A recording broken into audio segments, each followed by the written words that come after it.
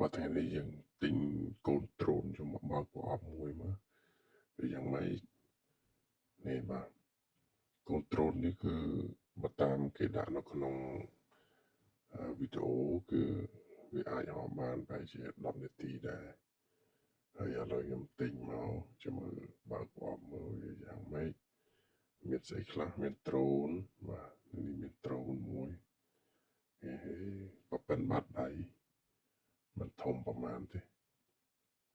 ចឹងមកហោះបានហើយស្រាលទៀតអត់ធំទេស្រាលហើយកាមេរ៉ាកាមី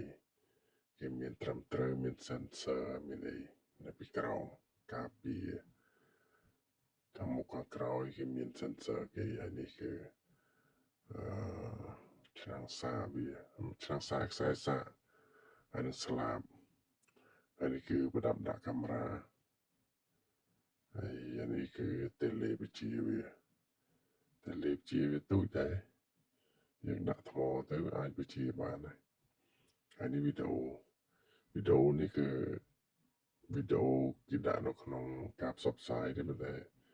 យើងយកមកលេងមកហើយជាលេងបានដូចគ្នាហើយមើលទៅយើងអាចមានកាមេរ៉ាវាដោះដូរលើក្រោមប៉ុន្តែវាអត់មានប្រព័ន្ធទប់លំនឹងកាមេរ៉ាទេនេះពេលយើងបញ្ជាក្បួនគេបញ្ជានេះពេលបើក sensor ពេលយើងបញ្ជាទៅវាអត់ឲ្យមានប៉ះពាល់គ្រោះថ្នាក់ទេហើយនេះយើងអាចមើលការបញ្ជាគេទៅពេលយើងបិទ sensor វាយើងអាចហោះបាននៅខាងក្រោមខាងលើឬក្បែរឧបសគ្គអីបានហើយនេះគឺការហោះត្រឡប់ពេលយើងចង់ហោះត្រឡប់នេះមួយទៀតគឺការហោះវិលជុំវិញយើងចុចលើអេក្រង់យើង